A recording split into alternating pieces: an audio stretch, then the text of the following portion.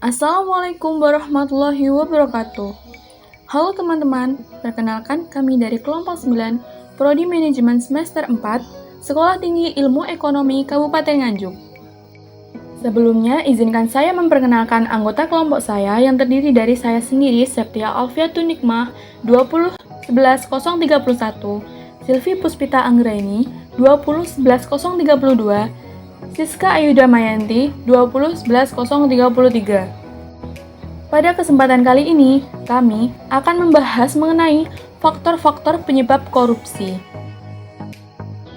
Materi ini kami kutip dari Tim Penulis Buku Pendidikan Anti Korupsi 2018, Pendidikan Anti Korupsi untuk Perguruan Tinggi Jakarta, Kementerian Riset, Teknologi, dan Pendidikan Tinggi.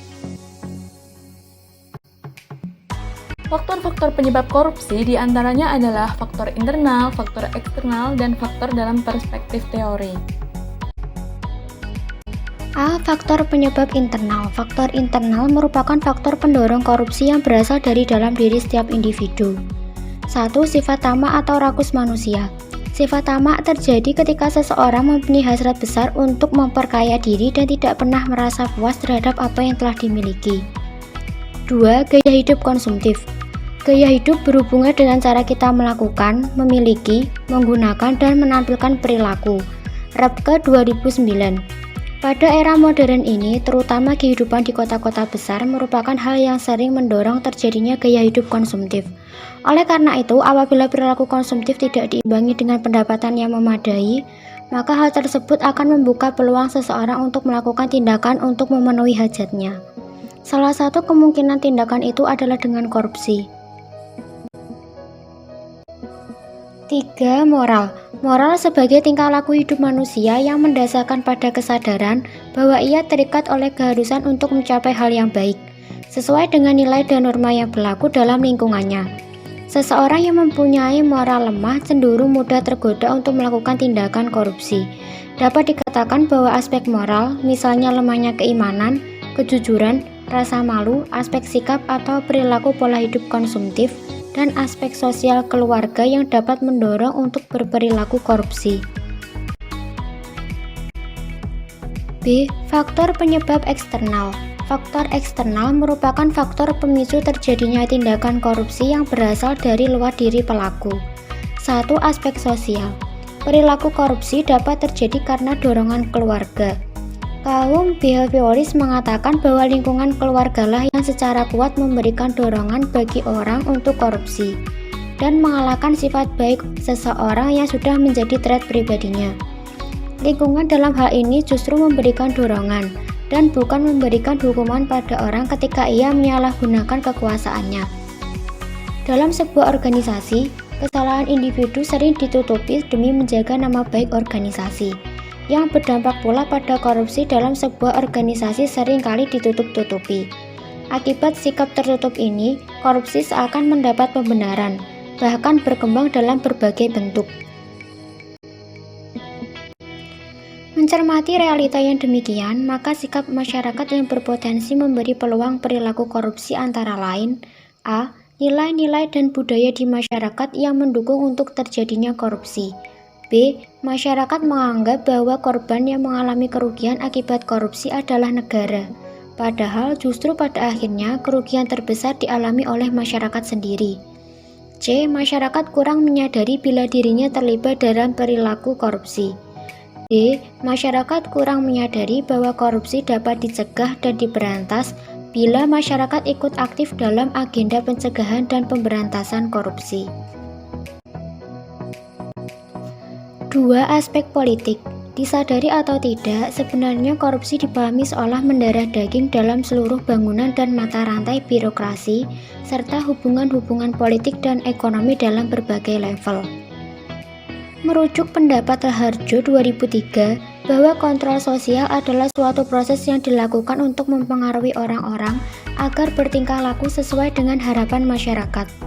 Kontrol sosial tersebut dijalankan dengan menggerakkan berbagai aktivitas yang melibatkan penggunaan kekuasaan negara sebagai suatu lembaga yang diorganisasikan secara politik, melalui lembaga-lembaga yang dibentuknya.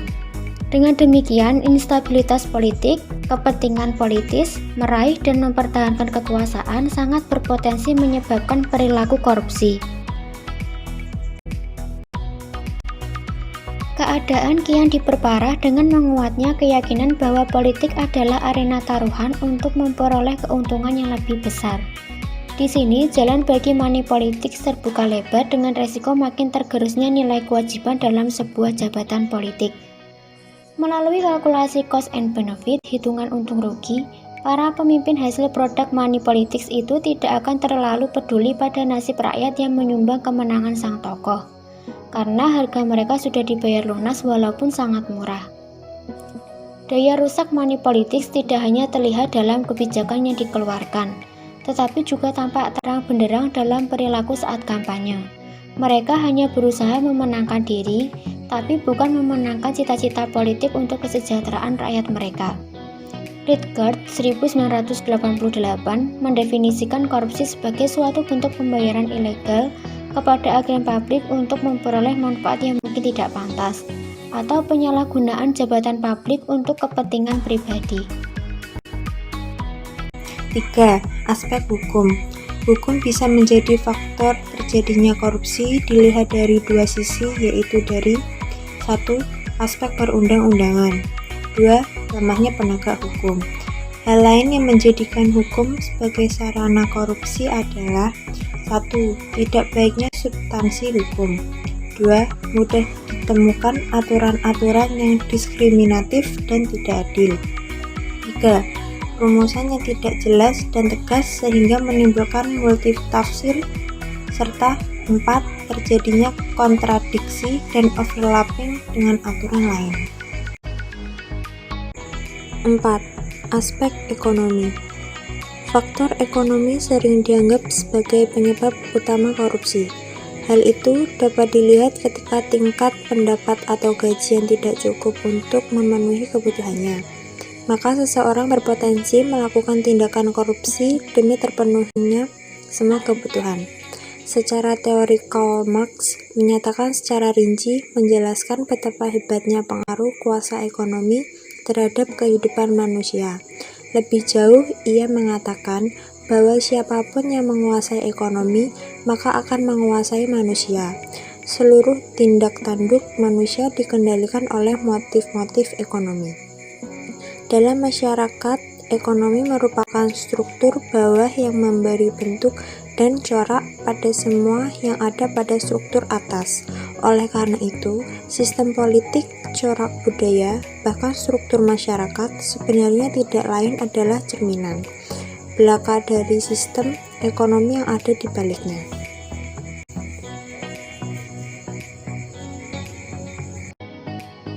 Lima. Aspek organisasi. Aspek-aspek penyebab korupsi dalam sudut pandang organisasi yang meliputi A.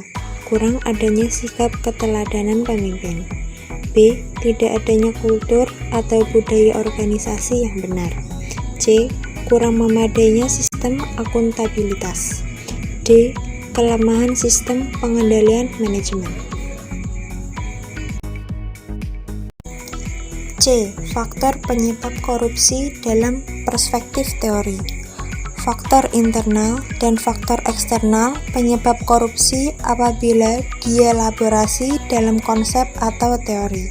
Biasa dikenal dengan teori Ghosn atau Ghosn. Teori yang dihadirkan oleh Jack Boulogne 2006, yaitu 1. Greedy, keserakahan. 2. Opportunity, kesempatan atau faktor internal. Sedangkan 3. Need, kebutuhan. Dan 4. Exposure, pengungkapan atau faktor eksternal. Ghosn. Teori memberikan gambaran bahwa 1. Seseorang akan melakukan korupsi karena memang manusia pada dasarnya serakah, tak pernah merasa puas. Hal ini terbukti para koruptor di negeri ini tak pernah bosan menimbun kekayaan sampai pada akhirnya terungkap kasusnya atau tertangkap tangan. 2. Faktor internal kedua adalah kebutuhan. di mana seseorang harus melakukan korupsi karena terdesak kebutuhan hidup. Misalnya, harus membiayai pendidikan anak, biaya kesehatan, dan sebagainya. 3. Bila kedua faktor internal tersebut muncul, kemudian kesempatan atau opportunity memungkinkan, maka terjadilah korupsi, pencurian, penyelewengan yang merugikan keuangan negara dan akibatnya antara lain adalah kemiskinan dan keterbelakangan masyarakat. 4. Kondisi tersebut mengharuskan faktor terakhir yaitu exposure atau pengungkapan. Di sini kasus tidak hanya diungkap tetapi juga lebih luas yaitu penegak hukum atau law enforcement. Secara konsisten, seorang koruptor harus dihukum berat sesuai dengan kesalahannya sehingga memberikan efek jera bagi yang lain. Dalam perspektif teori lain, cultural determinism sering dipakai sebagai acuan ketika mempelajari penyebab terjadinya korupsi. Sebagaimana ungkapan Fiona Robertson-Smith 1999 bahwa penjelasan kultural praktik korupsi di Indonesia dihubungkan oleh bukti-bukti kebiasaan-kebiasaan kuno orang Jawa.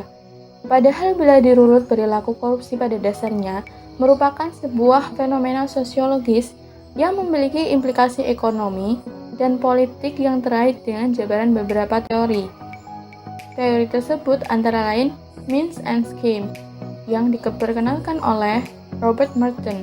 Dalam teori yang ditokohi oleh Robert Merton ini, sebagaimana dikutip Handoyono 2009-55, dinyatakan bahwa korupsi merupakan suatu perilaku manusia yang diakibatkan oleh tekanan sosial sehingga menyebabkan pelanggaran norma-norma. Dalam psikologi ada dua teori yang menyebabkan terjadinya korupsi, yaitu teori Medan dan teori Big Five Personality. Menurut Lewin, teori Medan adalah perilaku manusia merupakan hasil dari interaksi antara faktor kepribadian atau personality dan lingkungan atau environment. Atau dengan kata lain, lapangan kehidupan seseorang terdiri dari orang itu sendiri dan lingkungan, khususnya lingkungan kejiwaan atau psikologis yang ada padanya. Teori yang kedua adalah teori Big Five Personality. M. Costa dan McRae dalam Force and Fast 2008, Big Five Personality merupakan konsep yang mengupakan bahwa kepribadian seseorang terdiri dari 5 faktor kepribadian, yaitu extraversion, agreeableness, neuroticism, openness, dan conscientiousness.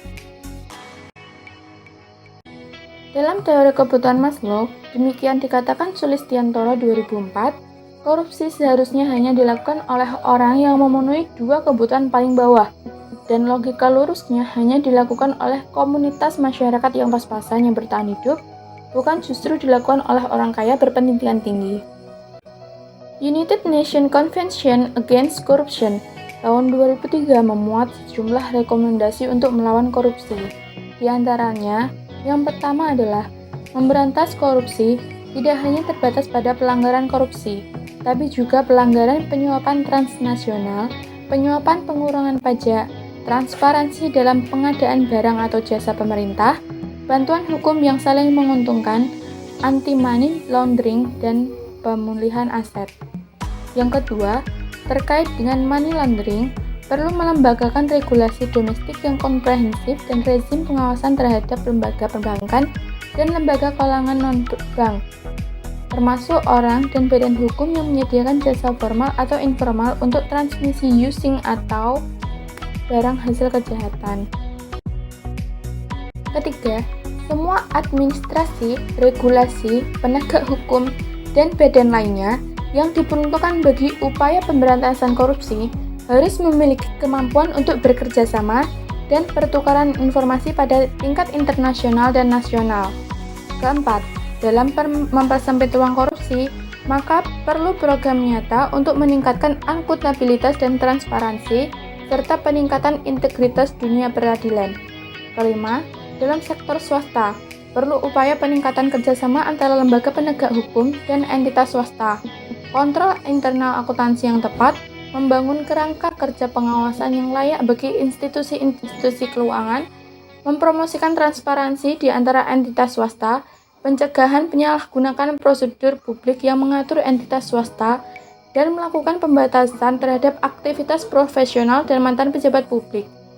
Bukan hal yang terlalu sulit untuk mewujudkan semua itu jika memang sungguh-sungguh berkehendak mengelindir korupsi.